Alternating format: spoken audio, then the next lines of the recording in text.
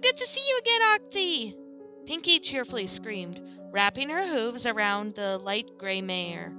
It's so good to see you too, sis, Octavia said, returning the hug. It had really been a while since the two of them had last seen each other. With Octavia's tour schedule and Pinky's duties of Equestria, the last time they really had a chance to see each other was when Pinky unexpectedly visited during one of her tours. You must be so tired from your trip. Come on, let's go get you set up at my place. Then we can get some food. Pinky cheerfully beamed and began bouncing her way down the busy street. It was a sunny day in Ponyville, to which it had a few scants of clouds hovering over the sky. Ponies were cheerfully going on about their business, be as it may be seeing their friends and family, or simply just to pick up things from the market. And even though Octavia was exhausted from the lack of sleep she had been getting, the town radiated some of the happiness that she remembered from her own youthful days living here. Oh, Pinky cheerfully bounced on her place, before turning to Octavia with a bright grin. I know a shortcut to get us there faster. Come on, Octy, follow me. With those words, she bounded off into an alleyway, with the side of the road disappearing from sight. Pinky? Octavia spoke up confused. It wasn't unusual for Pinky to run off on her own, but something about this felt weirder than normal. Unsure of what else to do, she followed her sister down the alley. A few trash bags were placed against the wall, and a few pipes for infrastructure ran up the walls, but it wasn't anything out of the ordinary. Pinky, wait for me! Octavia called out, noticing Pinky's bright tail whisking off around the corner at the end of the alleyway. She picked up her pace, trying not to lose track of her sister, and rounded around the same corner. To her surprise, the alleyway kept going, making another sharp turn at the end of it. Her sister was now completely out of sight. Pinky! While it was true that Pinky running off on her own was a normal occurrence, it was unusual for her to ignore Octavia like this. Usually if she called out, Pinky would be right on top of her, giving Octavia her full attention. Something wasn't right. Octavia rounded around the next corner and skidded to a stop. A chain-link gate opened slightly ajar in the middle of the alleyway. This was getting ridiculous. What kind of alleyway systems kept going on like this? It either needed a dead end at some point or exit out into the next road. Pinky, this isn't funny. If it wasn't her sister's pranks, she wasn't enjoying it. Pushing the gate open, she continued to run deeper into the never-ending hallway. A small enclave suddenly opened up in the middle of the alleyway, and Octavia came to a screeching halt inside of it. On the ground was a pile of gore and viscera. Sitting up on top of the pool of blood, it looked fresh, as if the organs had just been dumped there a short while ago. Octavia took a step back, fear choking at the voice of her sight. She looked down desperately, trying to find her sister and get out of this awful place. Pinky? Her shaky voice called out. Pinky! She called out again. Her sister wasn't answering. Had something happened to her? Pinky, answer me! Silence returned to her. Oh no, oh no, oh no, oh no, oh no! Octavia ran down deeper in the alleyway. She had to find Pinky. She had to know if she was okay.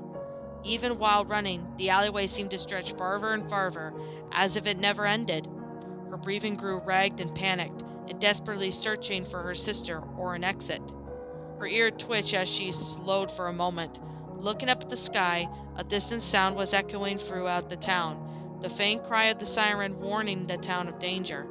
She gulped down her fears and continued forward, finding a church much taller thin-skinned link fence blocking her path.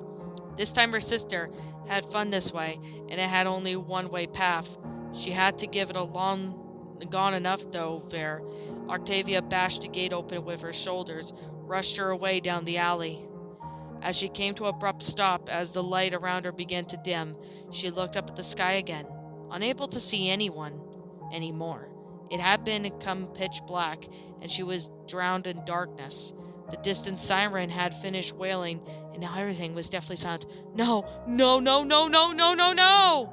Octavia desperately cried, reaching a hoof to the saddlebag that she had brought with her. She desperately rummaged through around the tiny object that she knew she had with her. Without being able to see it, it was difficult. But luckily she got her hoof tapped against it. She then quickly pulled it out and put pressure on the handle on the side. A small flicker of light surrounded her as a flame came to life. It wasn't much, but her lighter had come through for her. "Pinky, where are you?" Octavia cried out again, still hearing nothing. As she moved forward, splotches of blood began to appear on the ground, staining the brown-crimson blood. Was that her sister hurt? Had something attacked her? Octavia needed to know if she was all right. Another turn of a stretched alleyway, similar bloodstains guiding her way. Another turn, frantic desperation fueled to her search, needing to know if Pinky was okay. The next turn on the alleyway was different. Instead of the normal walls, it had a large chain-link fence led her way. Some of the chains were splattered with blood, and she couldn't even see anything through them, not even the semblance of the ground. "Pinky!" Octavia shouted, panic and filling in her core. She ran down the halfway of the hallway, twisting metal fences, and larger piles of blood staining the ground.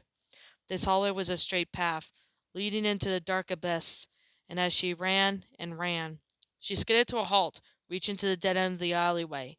She dropped her lighter and putting a hoof to her mouth as she cried out in horror. Pinky's body was strewn up with barbed wire, her body bloodied and immense. Her front hooves were held up at her sides. Her hind legs were nailed together below. Blood pooled underneath her, and various organs lay around in this circular dead end. Pinky had been hung up to be on display. Her body was some kind of decoration. There was no mistaking in the sight. Pinky was dead. "No," Octavia sobbed, stepping back from the grisly sight, unable to believe what she was just saying.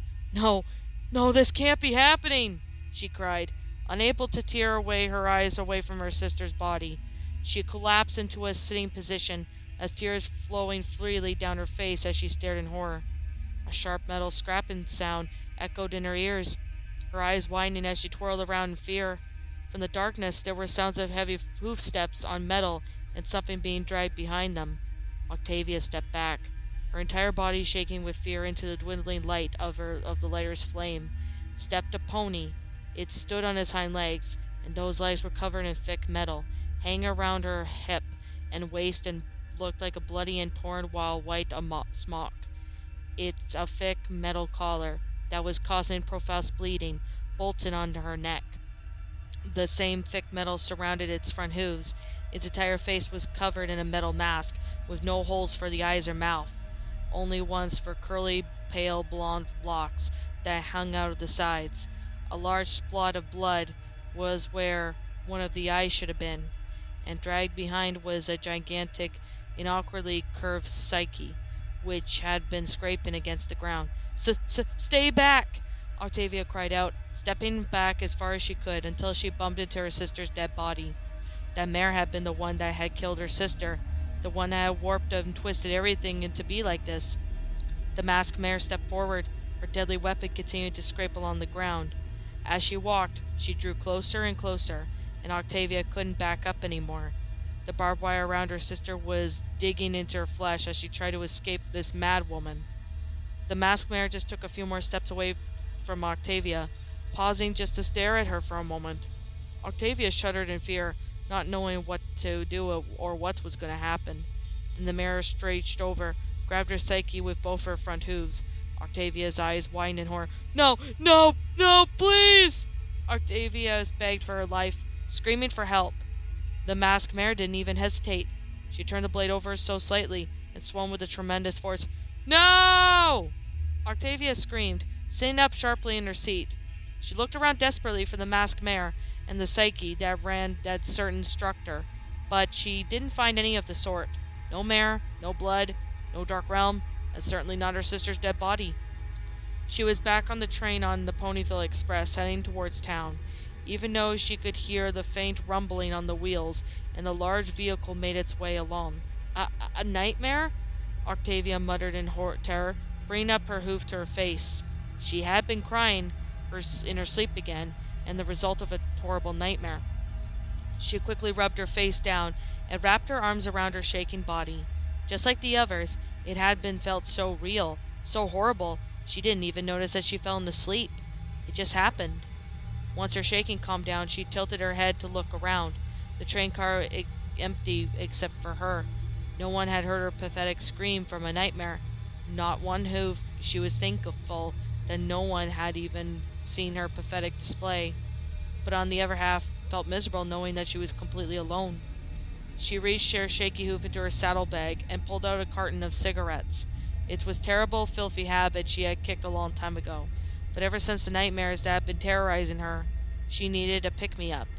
The 2 weeks of relentless nightmares, 2 weeks of being unable to properly sleep, 2 weeks of being unable to do anything but try not to fall asleep. She took a deep drag across the death stick, setting it out and through the train's open window. The smoke helped her calm her nerves, leaning back on the chair and resting her head against a window. She looked at the outside world, only could imagine a cloud of fog surrounding the train. It was a little unusual, but it was distracted by anything else at the moment. The mare in the window she looked at her was awful, darkened, heavy bags around her eyes, and her eyes were bloodshot from crying. Her hair was disheveled, and her coat was slightly more pale than usual. If she didn't know any better, she would have thought to herself on her deathbed. Pinky will know how to stop these, Octavia whispered to herself, closing her eyes for a moment. She has to. She has to be able to help me. Another long drag of her cigarette. She'll be back in Ponyville soon.